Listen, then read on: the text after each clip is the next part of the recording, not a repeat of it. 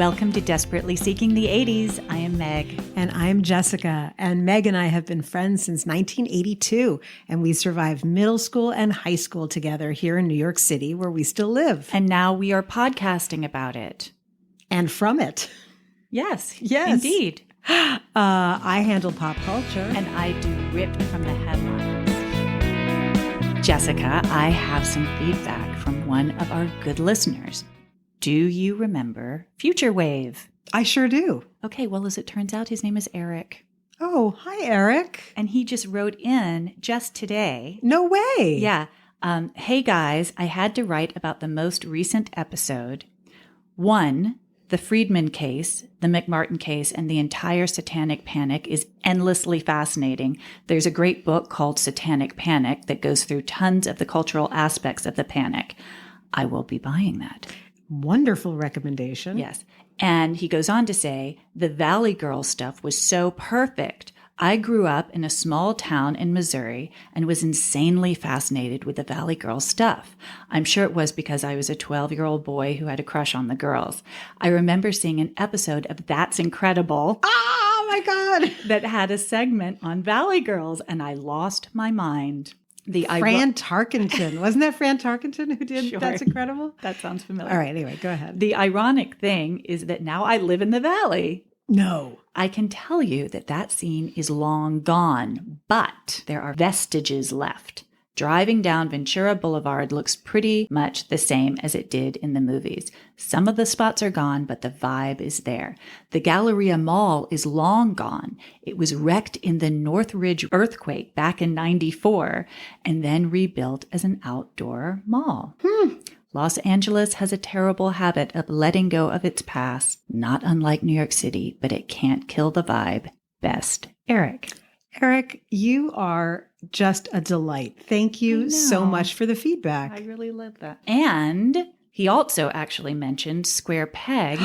And I will be happy to tell you, Jessica, you can get square pegs. And I got square pegs on Amazon Prime, and I started watching it today. Without me? Are you insane? It is delightful. And I was wondering if you remembered the waitresses. I know what boys like. Exactly. Yes, of course. Yeah. And the was that their no. Was that the theme song? That was not the No, theme song was like Square Pegs. Right. But they sang I Know What Boys Want in the very first episode. And joy. I gotta say, Sarah Jessica Parker could have been your sister. Really? At that age. Absolutely. I saw a lot of Jessica. Jessica from now or Jessica from back then? Jessica from then. Sad 80s. No, it's sweet. Dorky 80s. No, she's beautiful. Absolutely No. beautiful. I mean, that was the character, was supposed to be hopelessly dorked out. And Charming. beautiful as soon as she took her glasses off. Oh, that's right. I forgot. That was her big trick. And you didn't even wear glasses. And I convinced my mother to move me over to contacts the minute that I went to Nightingale, because I was like, it will be social death to have this hair and glasses.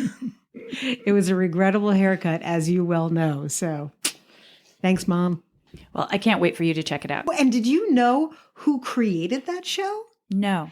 Ann Beats. Okay, I saw that name, but I did not have a reference for it. SNL. She's the one who invented Lisa Lubner. Oh. and the character that Bill Murray played, the nerd. She was part of the National Lampoon, and she's like a comedy royalty, and unfortunately died in 2021. Oh my gosh, how do you know that? Because I looked her up. Oh. Why did I look her How up? did she die? Because she was I don't know. I didn't morbidly check it. But when I was looking up all the Valley Girl stuff, I looked that up, and I forgot to mention it. But she was awesome. So, are you ready for your engagement question?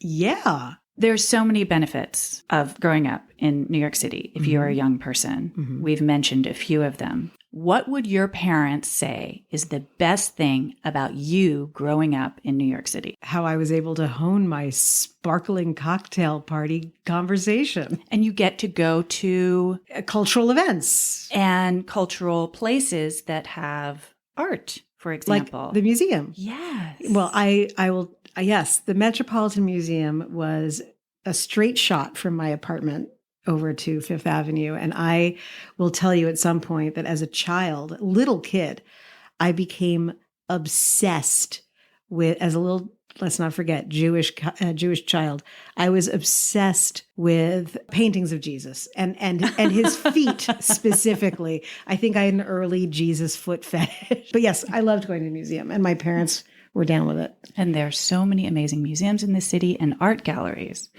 And today's story deals with the art world in the 80s in a much darker capacity. My sources are Vanity Fair and Vanity Fair article from 1988, a New York Times article from 1992, and Art News from 2020.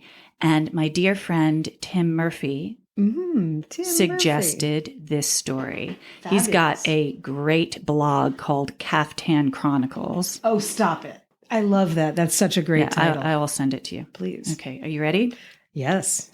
On St. Patrick's Day in 1985, a group of 13-year-old boys were hiking through the woods in Rockland County and came across an old stone smokehouse. Inside was a charred and mutilated corpse. Sorry. I was wondering how long it was going to take us to get to the corpse in today's. So right up front. Okay. Mostly skeletal, save for the head, which was bound in a black leather hood with a zipper on the mouth. Zipper mouth. S&M. Okay. The stone house was on the property of the Ligeros family, and when the police interrogated their 22-year-old son, Bernard, he confessed that he shot 2 bullets in the back of the head of Eigil Dag Vesti. Eigil was a 26-year-old from Oslo who was studying at FIT. His friends had reported him missing 3 weeks earlier. They had become concerned when he failed to show up at his classes and didn't respond when they kept buzzing his apartment. His friends put up posters all over Chelsea, and they contacted his family in Oslo, and his family came over. He was very beloved. One of his friends told the Daily News he was so good-looking, so fashionable, you couldn't help noticing him. He blew everyone away. The guy who confessed to shooting Eigil, Bernard Ligeros, he worked for Andrew Crispo, who was 40 years old and owned an art gallery in the Fuller Building on 57th Street in Madison. Crispo's summer house was next door to Gloria Vanderbilt's on Gin Lane in Southampton. Oh, Gin Lane. Don't even. He was well known amongst the well-heeled, but he preferred to spend his free time with rough young street toughs who would supply him with cocaine for his 7-gram-a-day habit and accompany him to S&M clubs like the Hellfire and Mine Shaft. Oh, classics. Crispo grew up in Pennsylvania orphanages and foster homes. When he came to New York, he worked as a gopher for art dealers and met Heine, the Swiss billionaire Baron Hans Heinrich von Thyssen-Bornemisza. Wow. I know. That's why they call him Heine. Heine. Okay. Heine was the heir to a steel fortune, and he became Crispo's primary client and established him in the art world. As Crispo's drug habit escalated, so did his sadomasochistic activities. He and his employee, Bernard Ligeros, would call payphones on Abington Square in the Village or in the meatpacking district and proposition whoever picked up. No way. Yeah. Well, you do know what Abington Square was, where the hustlers are. Oh, really? Oh, you didn't know that? Abington Square used to be where, hustlers congregated, and you could, if you were so inclined, pick someone up right there. So calling that spot is actually not a bad plan if you want to pick up a guy. And when the men showed up at Crispo's West 12th Street apartment, Crispo would socialize with them for a while. And then, brace yourself, Ligeros would enter dressed in an SS uniform. Crispo liked to watch Ligeros and others of his gang take turns chaining the victims, beating them, and screaming anti-gay epithets. Oh, this is so wholesome.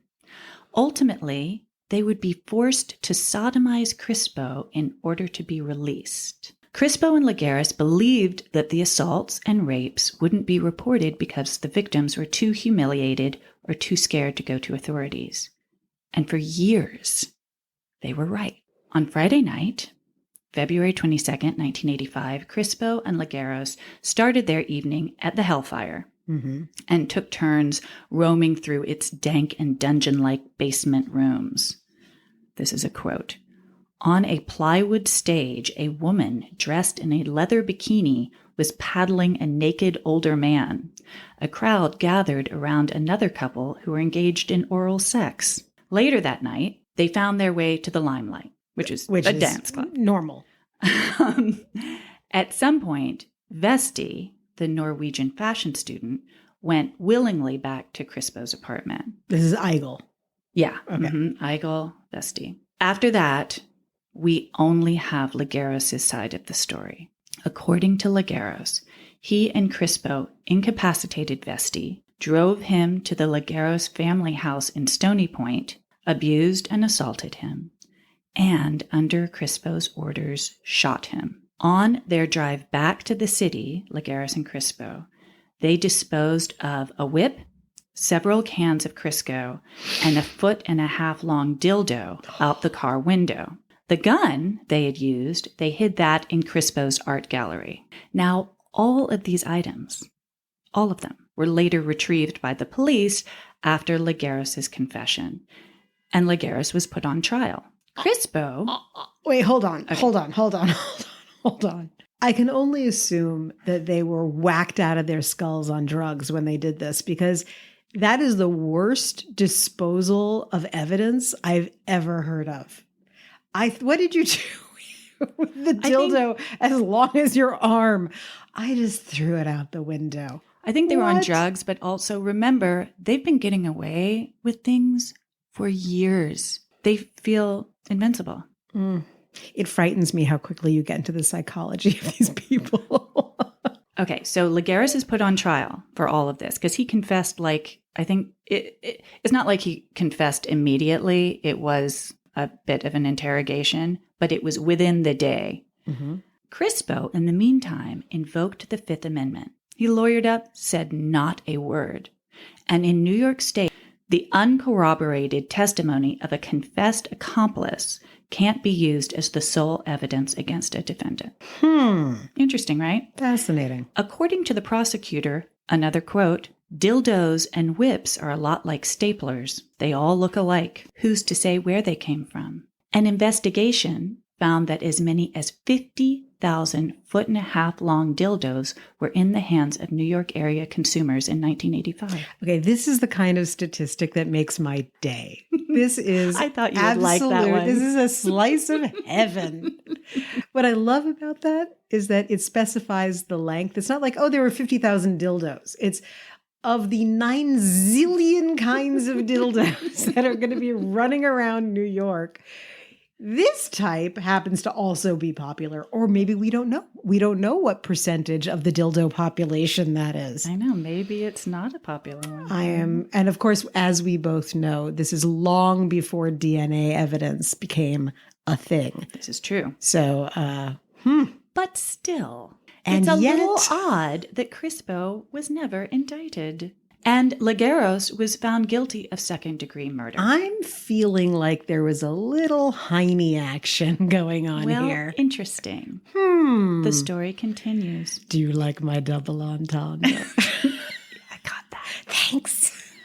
By all accounts, it was a good thing that Lagares was locked up. He was the one who pulled the trigger, and he was very involved in all of their horrors. Wearing the SS uniform alone. Jeez, lock him up. I mean, what's up with that? I don't know. Okay. According to Lagares' best friend's diary, quote, I'm coming to grips with the fact that a person whom I like is a psychotic murderer. I assume Crispo pushed him to the point of no return, and finally he slipped over into the realm of fantasy. But Andrew Crispo was not done with the law. He was charged with the kidnapping and torture of another 26-year-old man. This is after Lagares is in jail. This is after Lagares is in jail. And he was acquitted. He did end up going to jail, though. He was convicted of evading $4 million in taxes and spent 15 months in Otisville playing tennis and lifting weights in the jail's fitness compound. While he was imprisoned, Sotheby's held a blockbuster sale of 69 lots of American art owned by Crispo. The auction set records, bringing in $15 million, including the cover lot, Edward Hopper's 1927 Captain Upton's house that sold to Steve Martin for $2.3 million, and another work by Hopper, Hotel Window, which went to Malcolm Forbes for $1.3 million. The auction easily paid off his tax debt and left him with $10 million to spare. And then his home in the Hamptons blew up. It just exploded. It just exploded. And in 1991, a court ordered that the Long Island, New York utility Lilco pay Andrew Crispo $7.6 million for his lost home and art collection. He has reportedly been spotted in recent years dining in Manhattan, and Lagares was paroled in 2019. Have they been seen together? I seriously doubt it. So was there, and wait, before we move on, what happened to Heine? Oh, I think he was old to begin with. So, and in fact, okay, if you want to get into the Heine situation. I really definitely do. Once Crispo started having tax problems, Heine's handlers said, you've got to distance yourself from Crispo, because if he's having tax problems, that means people are going to start looking at your finances, and you do not want that. And word on the street was that Crispo found that just heartbreaking. Wait, so we're not saying that Heine was involved with greasing the palms of the judicial system to get Crispo? No. Oh, okay. But I'm thinking someone did, and I'll tell you why. Okay. I've gotten kind of good at sleuthing and finding articles, especially articles that were written in the 80s at the time that these events happened. I had the hardest time finding articles, and I saw that they existed. I mean, the Daily News, the New York Post, they went wild for this stuff. This was like the Scandal, and there's the art world, and it was S&M and all of this. So I know they existed. I saw the covers of the magazines, but the internet's been scrubbed. No. It is fascinating. His Wikipedia page is like 5 bullet points. That's ridiculous considering all of this drama. You do realize that there are 2 jokes that I've completely let go. Number 1, that he had bullet points. And number 2, that there were 69 lots at the Sotheby's sale. Oh, I'm sorry. I was bursting. I had to get them out. I feel better now. Okay. Do you know who he reminded me of while I was doing all this research? Who? Jeffrey Epstein much? Speaking of Heine, all you need is one whale, right? Jeffrey Epstein hooked up with that guy, Leslie Wexner. Les Wexner from Ohio, who's the Gap and the Limited and all of Victoria's Secret. Yeah. And that was his big whale. And everyone else was like, oh, well, if you're investing Lex's money, then you must be okay. So Heine was Crispo's whale. I see. Heine was the entry point. And both Jeffrey Epstein, yes. And Jeffrey Epstein and Andrew Crispo have so much in common. Clearly. Yes. Isn't it interesting how pop culture has made the leather zipper mouth hood into the ultimate symbol of evil? It's terrifying. Yeah. I mean, the GIMP, for example. Yes. But it's a detail that really, it sets the tone for the story really quite perfectly. And it's also worth saying, I mentioned it earlier, that, S&M can be done with rules and regulations and consent. And what Crispo was doing was taking advantage of this environment where people would be humiliated. They wouldn't go to the authorities because they'd be so humiliated, and used that to rape and torture people. Yes, I don't want there to be an implication that we are not sex positive, sex play positive, whatever floats your boat within a consensual relationship. But especially because that they took advantage of the mores of the time. Right.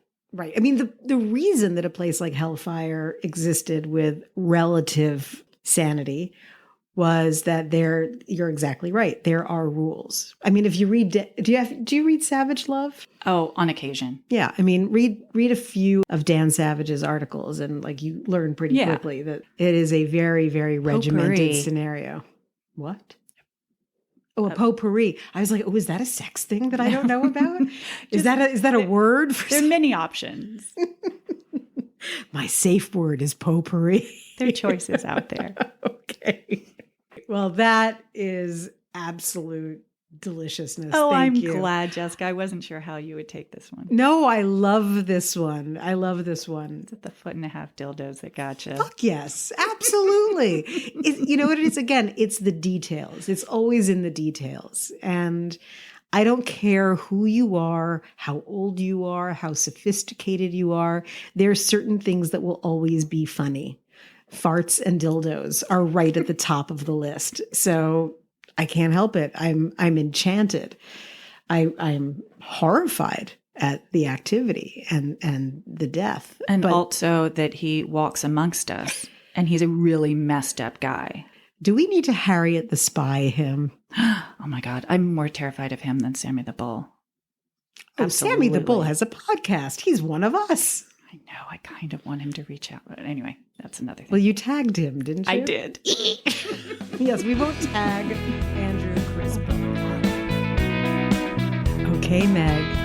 Yes? Get ready for a magical mystery tour. I'm ready. Okay. When you think of fun in the sun and games and tanning and having a great time, what do you think of? Well, I love to go to the beach during the summer, and I like to go to the lake during the summer. When you were a child, is that what you did? 2 years I went to camp, but it was a complete disaster. And so after that, I did not go. Okay. This is a good segue. I'm glad you brought it up. There are two kinds of people who go to camp. Those who love it and those who were obsessed. I wound up being in the second category. Obsessed? I loved it eventually, but there's a story here, Meg. Okay. So let's just, pump the brakes, sister. I'm just asking Here questions. we go. All right. Well, let's just start with a little information about summer camp in the United States, because I did not know some of this.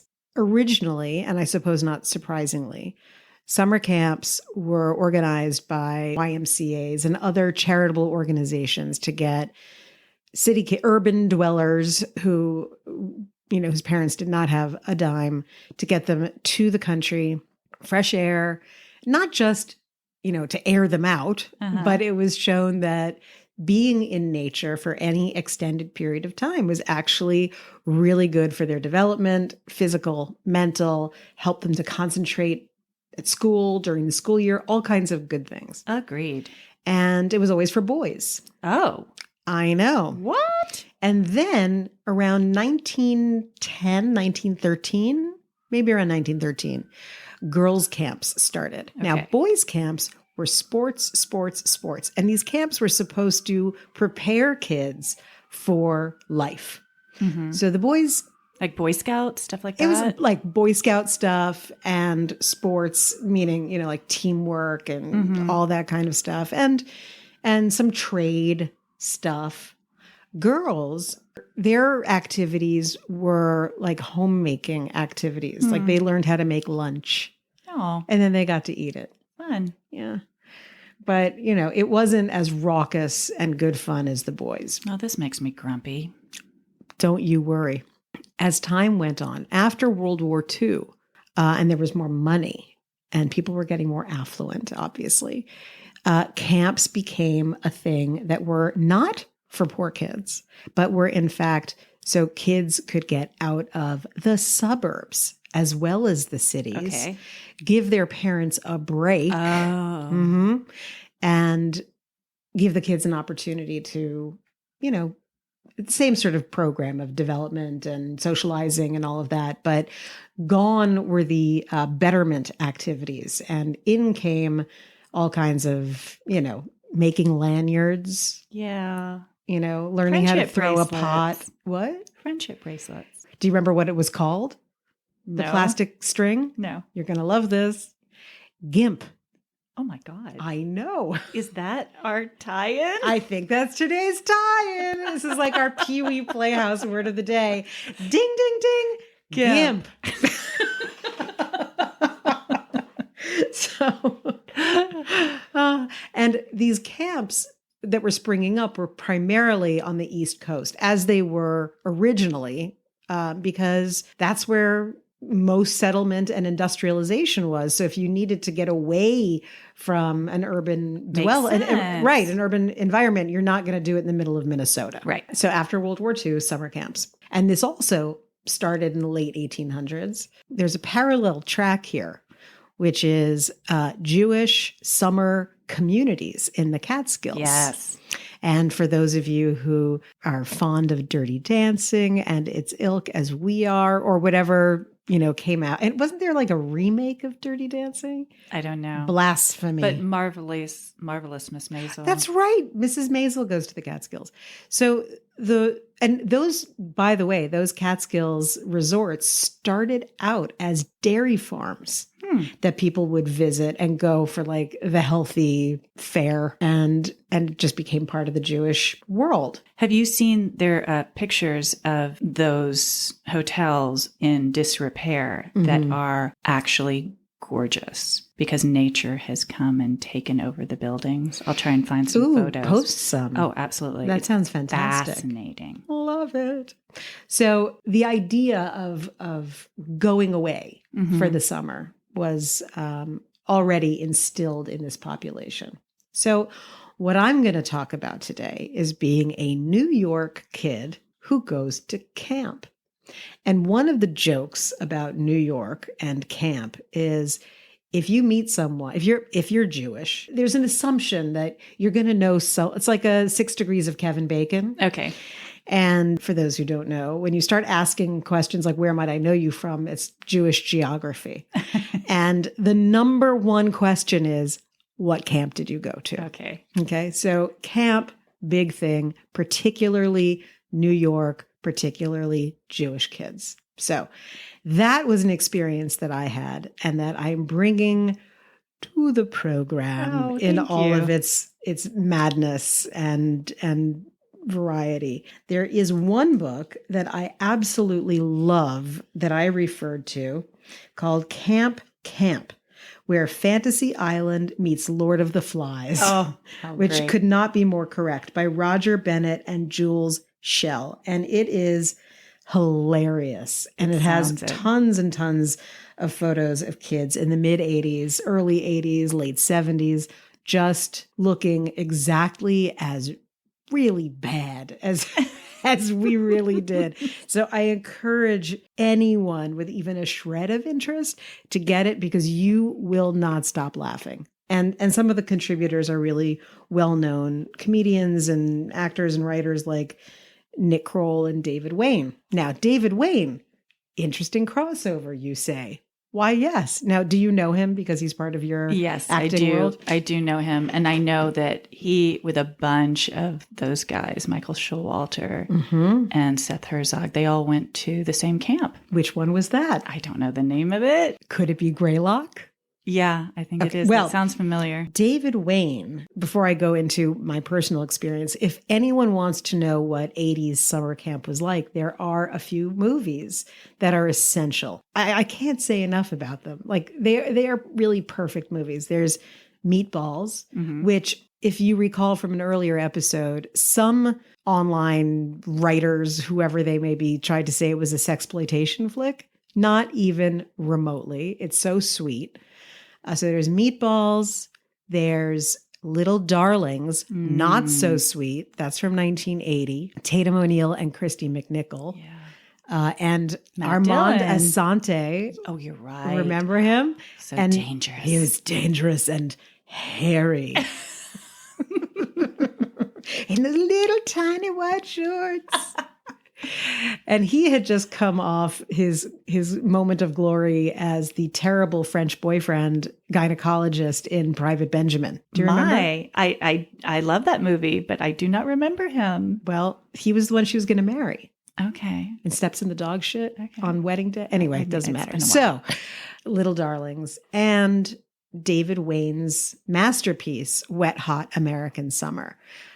Which makes fun of the exact period that we're going to be talking about. But it doesn't make fun of it maliciously. It just amplifies the facts as they were.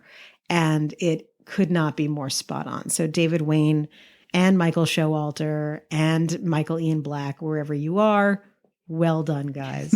And in fact, when it came out, a friend of mine from camp, Andy, called me and was like, "You have to see this immediately." And when I saw it, it is pretty brilliant. Well, and it all takes place on the last day of camp. And there's a sequel too. Oh, yes. Oh, yes. But what's so great about it is that last day of camp, they break it down, not even by hour, by minutes, by increments of like 15 minutes. Which so perfectly encapsulates what it's like to be a preteen or a teenager at summer camp, because things happen that are so important and they're so amplified that 8 weeks away is a lifetime. And there's this great line in Wet Hot American Summer where someone says, I can't remember the whole thing, but like, weren't you doing blah, blah, blah? Or isn't this what you strongly believe in? And the other one says, oh, not since dinner. And that's exactly what summer camp is like. And I spoke to the friend, Andy, who told me to see Wet Hot American Summer earlier today. And I asked him if I could tell this story just to illustrate this point. And he graciously said it was okay. But in 1982, I was at my third and final camp. It was my first year there. And unsurprisingly, it was theater camp. That's where I found my tribe. Hi, Meg. He was this really good looking, tall, lanky boy, which is sort of the prototype for everyone I've dated or married since then. But nice kid. He asked me to be his girlfriend at Flagpole. I was very flattered. But I was a young 12, as we have talked about on many occasions. So the minute it really sank in that I was supposed to be his girlfriend and whatever that entailed, I immediately balked. I was horrified. And I was like, what if people see me with him? Not that there was anything wrong with it, but like suddenly like I felt labeled. I had to rebel. I couldn't handle it. So that night was movie night. And at this camp, it was an outdoor, it was like, a projector. It was always a James Bond movie for some unknown reason, or it's a Mad, Mad, Mad World. Like that's the only movies that they had. How many times have I seen that movie? And it was projected against a sheet that was tacked up on the side of a barn. And there was a perfect incline for all the kids to sit on. So it was like an amphitheater. Uh-huh. Anyway, so the big deal was to see which kids were sitting together. And if you were, quote, going out, the girl would sit, in front of the guy and lean against his chest. Like that. Ooh, that was big action. And I grew more and more horrified by being fenced in. by his burdensome, the burdensome relationship. Okay. Possibly his thighs, but metaphorically, got it. Was hemmed in. So when he went in for the final kiss after, I scrammed out of there. Amscray, gone. And then the next morning, I broke up with him. Andy and I broke up with the person you didn't do anything with? Right. Yes. I didn't even hold his hand. And I was like, I can't do this. This is just too much for me. And because 12, he was so bitter and angry. It was like the soap opera of all soap operas erupted. It was like As the World Turns, and our bunks were strife over it. And I was and I'm not joking, a hussy. Oh, but you weren't, though. No, it was the opposite, but I was toying with his fragile male emotions. It was too frightening. How is Andy's ego now? Andy is an absolutely lovely human being. I'm glad. And a father of 3 and an absolute sweetheart. But how did you guys make up after all this? Oh, well, we kept on going to the same camp, and eventually we had to become friends again. Andy always appreciated my sense of humor. And I remember how we became friends again, because this is exactly what children should be doing. We did a production of Cyrano de Bergerac.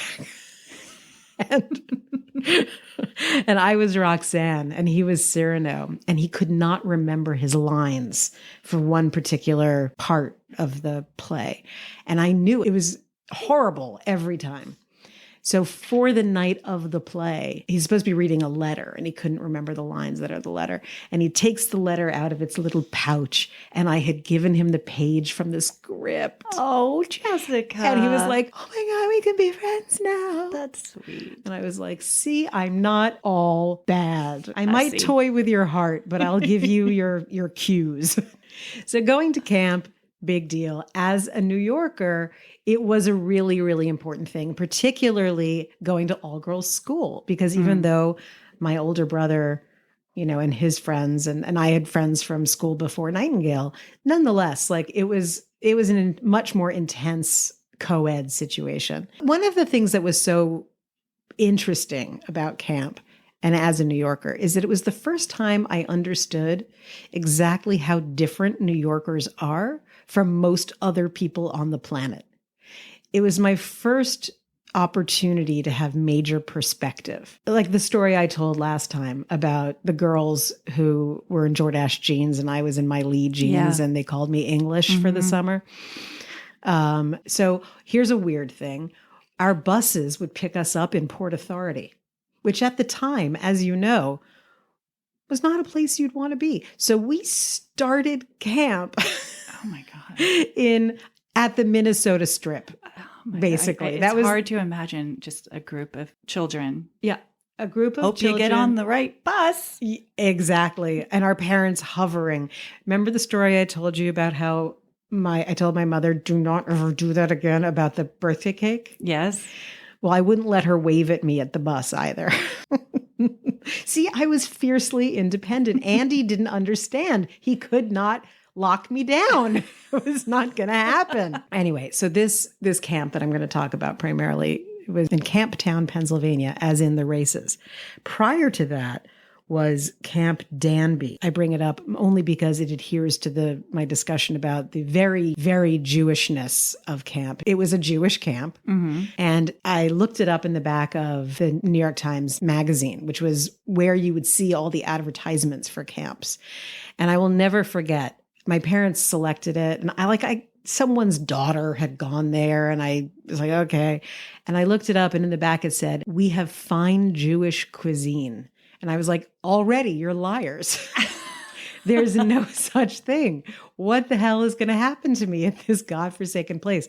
And it was a sports camp, not unlike the first camp where I was English. And these girls were mean. I mean, they made Jordache girls look like Bush League.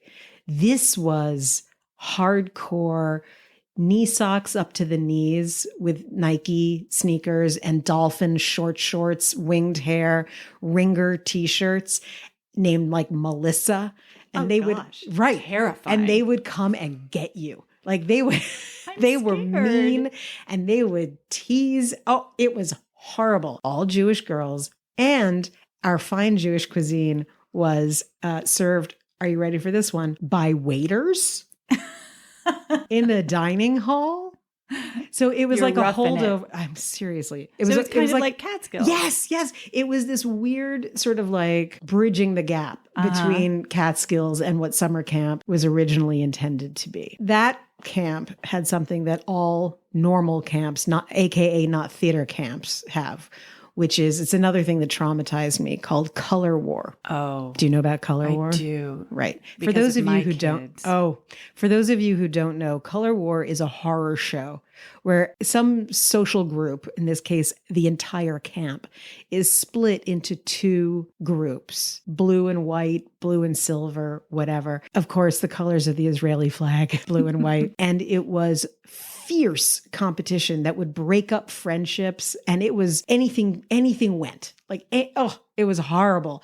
And it would be announced at this sports camp, as with all other camps like this, by something called Breakout. The 80s, not a politically correct time in so many ways. I remember vividly, it must have been 1980, 81. All of these camps had fake Indian names. That was what it was called. They're Native American names. And they were usually concocted of the first syllables of the names of the camp owner's children. What they did for Breakout was they lowered someone in Native American garb from a helicopter. What?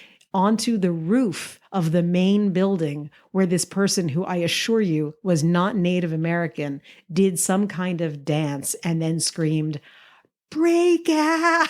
Okay. And really bad things happened after that. So my sport, you ask? My bunkmates knew who they were dealing with. I was required only to eat a package of saltines, walk across the shallow end of the pool, and then whistle Yankee Doodle Dandy. Oh no tennis matches for me. That was your assignment? Yes. And the other one I had was to bake a cake. That one had, we still had the vestiges of home ec at that one. We had home ec classes where you had to learn to cook and sew. Mm-hmm. So I had to make a cake. It was fine. It was better than the whistling situation. Did you win? I never won once. Not once, ever. But eventually I found my way to Camp Ballabay. Okay. And that was my theater camp, and made lasting friendships, as they always advertise you will. Lasting friendships for the rest of your life. Mostly founded on singing inappropriate musical. I was really horrified. I heard recently that the camp redid the lyrics for Greased Lightning because they were too sexy. Scandalous. And I was like, come on, lighten up, Francis. Yeah. Seriously. Anyway, so there I was, finally going to a camp that I was supposed to be going to as my tribe. And yet still there were problems. So here's the New York kid stuff. Part of summer camp is your parents trying to tell you that they still love you, even though they sent you away for 8 weeks. How is that done? Well, they send care packages, but more importantly, on Parents' Weekend, they bring food. Mm-hmm. Now, normal campers' parents bring things like Nestea iced tea powder in these giant barrels, and we'd stick our fingers in it and lick it and stick your finger back in it, and you'd know who, and you just had a care package because everyone had a brown finger. It was disgusting. Fruit Loops, Easy Cheese and crackers, candy, everything that you normally don't ever get. When my parents came for camp visiting day, you know my parents. What did they bring? My parents were like, we'll bring a marvelous lunch. I was like, okay. Cheese and crackers? A baguette. Oh, that's great. French sausage. Okay. Brie. I was right. Perrier. And instead of junk food for the other girls, which was de rigueur, like some kind, it was really sweet. Like it couldn't have been nicer, but it wasn't on brand. It was not on brand. It was like googly-eyed stickers and troll pencils. And I was just like, I need to die right now. And the ingratitude of children, I look back on it now. How long were you my there? God. Do you remember? 8 weeks. 8 weeks is a long I started time. at 8 weeks when I was 8 years old because my brother went to a science camp called Camp. Oh, here's a good one. This is a Native American fake name, Camp Watonka. Mm-hmm. And the owner was named Mr. Whacker. I kid you not. And John famously burned down the steps of his bunk at science camp. This is like, what these nerds were doing. But he was going for 8 weeks. And that was fine because he was 12. But I was like, there's no way that he's going to do something that I can't. So I insisted. And then I think I sobbed the rest the summer 8 weeks is away. a very long time. You know what, to be honest with you, like that's sort of an embellishment. I don't remember crying once. I just remember being confused. And I was like, where am I? Did they give me away? Like, what exactly is expected of me at this place? And I'm not English. I don't know what to do for these people. Another New York thing was at this camp, and this is something that comes up in our own swag. My dear friend Hillary came to camp with, and this is a big part of camp, is the music. She came with a Canal Jeans bag filled with new wave cassette tapes. Oh, great. That we listened to. And that Canal Jeans bag, the arrival in the bunk was the sign that fun was going to happen. Oh, also my parents' outfits. All other parents were in like shorts, and a visor, or whatever people wear when they're going to play tennis. You know my dad. He was wearing a blue button-down shirt, khakis, and boat shoes. And my mom wore a skirt. And I was just like, again, death is it's too good for me right now. New York kids, New York Jews going to camp. Very, very big deal. We'll revisit this. Absolutely. We must. We've only scratched the surface. Well, Jessica, at some point I'll have to tell you about my camp experience, all girl in the South. Very different. See, that brings me so much joy. And you can tell just from my delivery of, and then, camp brings me joy. Yay. Yay, fun. I'm glad it made you happy.